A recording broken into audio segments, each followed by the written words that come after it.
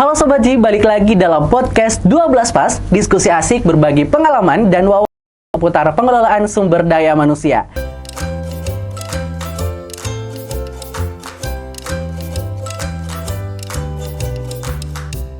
Bersama saya Sulfiandi, dan kali ini kita akan membahas satu tema yang menarik tentunya. Dan sudah hadir bersama kita di sini MC internasional yang dimiliki oleh BPPK. Kami ucapkan selamat datang buat Mbak Esther. Selamat datang di Bumi Angin Mamiri. Oke, terima kasih Mas Zul. Halo Sobat Ji, salam kenal. Oke. Nah, seperti yang tadi yang sudah saya sebutkan nih Mbak Esther, bahwa Mbak Esther ini kan sudah menjadi MC internasional nih ya. Sebenarnya untuk MC internasional ini pengalaman MC-nya dari awal seperti apa sih Mbak? Oke, makasih Mas Zul dan juga Sobat Ji. Makasih nih udah diajak ke podcast ini. 12 Pas ya tadi namanya ya.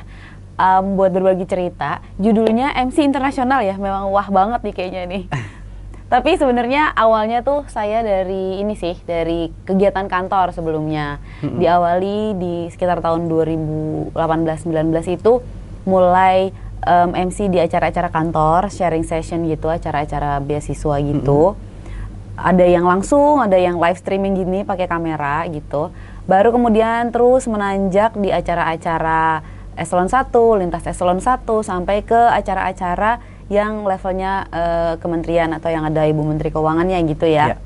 Jadi selain MC, moderator juga, dan memang yang mungkin yang bisa menobatkan saya jadi MC internasional itu karena kemarin beruntung sekali di acaranya ASEAN Chairmanship juga diberikan kesempatan untuk ada seminar dan juga announcer di salah satu sidangnya. Itu sih Mas Zul. Wah, luar biasa sekali ya dari pengalamannya yang dimulai dari MC-MC yang tingkat kantor, kemudian sampai tingkat Kementerian Keuangan dan sampai tingkat internasional ya Pak. Boleh kita berikan tepuk tangan? Luar biasa sekali. Pastinya ini juga yang sesuatu yang diinginkan juga nih buat MC-MC yang ada di Kementerian Keuangan. Termasuk saya juga yang punya basic MC. Pasti inginnya juga ke arah yang sana nih. Berdoa saja semoga bisa seperti Mbak Esther ini bisa juga dong, ya. Pasti. Nah, kita tadi kan sudah membahas nih mengenai MC pengalaman sampai internasional nih Mbak. Apa sih yang sudah didapatkan dari Mbak Esther ini dari pengalaman tersebut? Sudahkah bertemu dengan orang-orang yang seperti apa mungkin? Atau yang bagaimana? Oke, nah jadi MC itu berarti kan kita jadi bagian dari suatu acara, yang mana acaranya itu pasti ada spokesperson-nya, ada orang pembicara intinya. Yang pasti yang saya rasakan manfaatnya menjadi MC, menjadi moderator tuh kita bertemu dengan banyak banget narasumber, dengan banyak hal positif yang bisa mereka bagi gitu. Karena mostly kebanyakan pasti adalah success story ya. Entah itu dia alumni beasiswa, entah itu dia pimpinan tinggi atau menteri dari negara lain dan lain sebagainya gitu. Pasti ada hal-hal yang kita bisa tangkap dan bahkan bisa menginspirasi gitu. Ih, keren banget ya gitu. Misalnya kalau lagi jedang MC, kita melihat narasumber bicara, kita kan pasti juga harus pay attention kan, biar kita tahu nih kok lagi ngomongin apa sih gitu. Di situ tuh saya kadang ngerasa, wah, keren banget Bapak ini, keren banget Ibu ini ya, Mister ini, dia kelihatan sangat pintar, pasti dia begini gitu. Dan itu tuh memberikan vibe yang positif gitu, bahwa ya aku mau juga selalu bertumbuh gitu, bertumbuh di bidang MC ini. Kayak tadi Mas Zul juga kan, pasti bisa sih nanti escalate gitu, naik levelnya. Wah, luar biasa sekali. Jadi sudah banyak bertemu dengan orang-orang yang punya passion dan juga punya pengetahuan yang sangat luar biasa di bidangnya juga, dan itu bisa memberikan dampak yang positif banget ya buat Mbak Esther sendiri. Dan kalau kita melihat nih dari pengalaman MC ini yang sudah jadi MC internasional, kita tekankan di MC internasional ya Sobat Ji, karena pastinya ini yang sangat dibutuhkan nih buat MC-MC ataupun yang ingin jadi public speaker di luar sana, bahwa apa sih yang perlu dimiliki sehingga mengantarkan Mbak Esther ini sampai bisa menjadi MC internasional. Oke, baik. Kalau pertanyaannya seperti itu, berarti pertama nih yang harus dimiliki adalah berarti skill set ya. Skill set itu pasti bisa dipelajari semuanya kan, termasuk teknik komunikasi, kemampuan bahasa yang lebih dari satu, misalnya bahasa Indonesia, bahasa Inggris sudah paling common, mungkin bisa ditambah bahasa-bahasa lain kalau mau mengembangkan diri kan. dan ya berbagai kemampuan teknis lain terkait MC lah ya, bagaimana gestur, bagaimana menyusun narasi dan lain sebagainya. Tapi dua yang selalu saya ingat selama menjalani perjalanan karir, karir jadi MC itu 2P ya, persiapan dan praktis gitu ya, untuk merangkum semuanya gitu ya. Nah, saya ini walaupun misalnya sudah dipercaya untuk jadi MC acara-acara besar, saya tetap mau, selama saya ada waktunya gitu, saya tetap mau berusaha mengakomodasi juga teman-teman yang punya acara-acara kecil-kecil aja gitu. Jadi setiap kali ditawarin, misalnya pun cuman MC bisa sambut di kantor atau acara komunitas kecil, saya tetap mau gitu, karena emang menurut saya akan selalu ada hal positifnya gitu. Nah, jadi mau itu acara besar, mau itu acara kecil, biasanya yang saya lakukan adalah tetap 2P, tetap prepare. Prepare-nya apa? Yaitu tadi, pasti kita harus cari tahu dulu acaranya, cari referensi, cari bahannya, menyusun skripnya dan lain sebagainya, cari kostumnya gitu kan, segala macam lah, pokoknya cari gimmicknya, cari pengantarnya. Karena menurut saya tuh jadi MC yang bisa naik kelas tuh memang harus punya ciri khas gitu. Ada yang emang cocoknya mungkin MC formal, ada yang informal, ada yang bisa dua-duanya gitu kan. Nah, itu memang harus ada, itu tuh apa ya, kayak emang udah khas aja gitu dari si seseorang itu gitu. Nah, itu tadi dari segi persiapan, dan yang kedua tetap praktis itu sih. Ada masa-masa dimana misalnya saya sempat tidak ada waktu untuk praktis, itu emang kerasa pasti akan ada beda gitu, mungkin nggak semulus biasanya. Jadi selevel apapun tetap praktis gitu. Kalau acara besar pasti nih sampai saya pasti dicermin nih beberapa kali dulu, harus diulang hal-hal pentingnya. Itu sih masuk. Nah, itu tuh Sobat Ji yang perlu ditekankan di sini adalah 2P tadi, yaitu adalah persiapan dan juga praktisnya kan. Jadi harus diulang-ulang.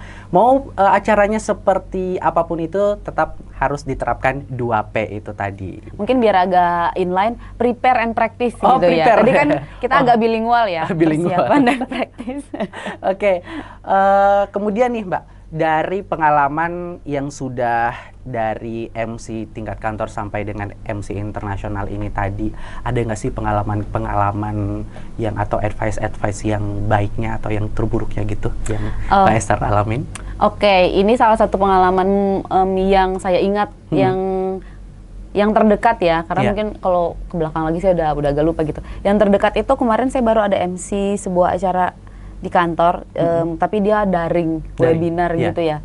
Kemenkikorputok lah, saya sebut aja tuh acaranya. Ayo coba cari yang mana. Nah, di situ saya bilang ada satu miss di mana saya kurang prepare karena saya sambil ngerjain hal yang lain. Jadi nggak enaknya kalau MC webinar tuh yang online, kadang kita tergeret perhatiannya mau ngerjain yang lain juga gitu kan. Kalau kita luring, kita bisa fokus dengerin orangnya kan. Bener. Nah, di situ kemarin itu karena saya sambil ngerjain yang lain, jadi sempat skip gitu kepalanya. Saya lupa nama narasumbernya siapa. Padahal udah di depan mata banget, lagi say thanks gitu kan. Baik, terima kasih kami ucapkan kepada narasumber dari sini dengan nama ini, dan narasumber langsung. Siapa tadi namanya? Siapa tadi namanya gitu. Nah, untungnya sudah biasa di bawah tekanan gitu ya. Jadi otaknya cepet gitu, cepet mengalihkan. Di situ saya, ini mungkin bisa dibilang baik, bisa dibilang jelek juga ya. Saya mengakalinya dengan pura-pura ada kendala teknis. Jadi pertama dengan itu beneran baru kejadian kemarin banget. Jadi terima kasih kepada Bapak ini dari sini, dan juga kami ucapkan terima kasih kepada narasumber dari ini dengan Bapak lalu siapa? Aduh lupa. Nge-freeze.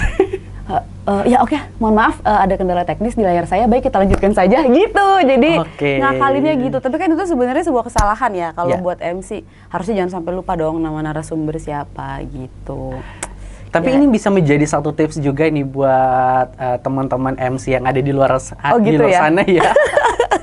Bahwa ada sebenarnya untuk mengakali seperti itu kita harus berpikir cepat. Bener kalau itu. Jadi kalau MC itu, kalau menurut Mbak sendiri, apakah harus memiliki cepat tanggap gitu ya? Iya dong, pasti kalau itu sih. Iya, jadi emang harus bisa improve, tapi dengan cara yang benar juga gitu. Jangan sampai, terus tetap tenang juga, jangan sampai kelihatan panik banget gitu, gitu. Mending tenang dulu, diam gitu. Oke, baik, mohon maaf ada kesalahan teknis sepertinya gitu. Jadi aku sempat pause sebentar karena lupa namanya gitu. Kalau dari pengalaman Mbak Esther nih, untuk MC, apakah lebih bagus yang MC yang langsung on the spot atau virtual nih?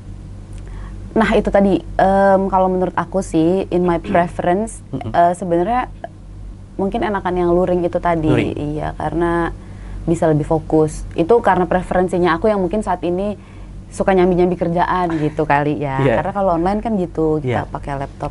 Iya.